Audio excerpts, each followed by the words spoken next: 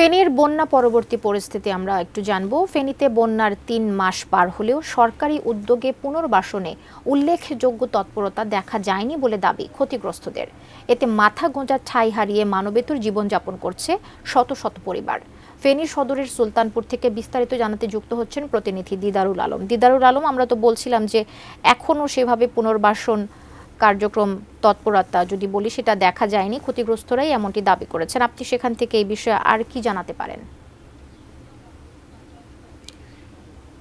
কবিতা, আপনি আসলে যেমনটি বলছিলেন ২৪ সালের ঠিক আগস্টে ফেনীতে যে ভয়াবহ বন্যা হয়, সেই বন্যায় কিন্তু আসলে ফেনীর প্রায় ৯,০০০-এর মতো কাঁচাঘর ক্ষতিগ্রস্ত হয়েছে। তার মধ্যে আসলে এই মুহূর্তে প্রায় ১৭০০ পরিবার গৃহহীন হয়ে পড়েছেন এবং তারা তাদের ঘর পুনর্নির্মাণ করতে পারেনি এবং তারা কিন্তু তাদের বিভিন্ন বাড়িতে তারা কিন্তু আশ্রিত অবস্থায় রয়েছেন এবং তারা বলছেন যে বন্যার ৩ মাস পার হলেও কিন্তু এখন পর্যন্ত আসলে সরকারি যে ব্যবস্থাপনা অথবা সরকারি যে সহায়তা, তারা কিন্তু আসলে সে সরকারি সহায়তা কিন্তু এখন পর্যন্ত তারা পায়নি এবং তারা বলছেন যে বিভিন্ন সময় কিন্তু বিভিন্ন মহল থেকে এখানে মানুষজন আসছেন, বিভিন্ন দপ্তর থেকে মানুষজন আসছেন, তাদেরকে আশ্বাস দিচ্ছেন, কিন্তু সর্বশেষ যেটি হচ্ছে যে আশ্বাসের পরও কিন্তু তারা আসলে এখানে যে বাস্তবের যে রূপ কিন্তু তারা আসলে সেটি দেখতে পাচ্ছেন না। আমরা যদি বলি আসলে এই বন্যায় প্রায় সব মিলিয়ে প্রায় ২৫,৫০০ কোটি টাকার মতো ক্ষতি হয়েছে। তার মধ্যে আসলে যদি এই গৃহ হিসাব করে বাড়িঘরের প্রায় ক্ষতি হয়েছে প্রায় ৬০০ কোটি টাকার মতো।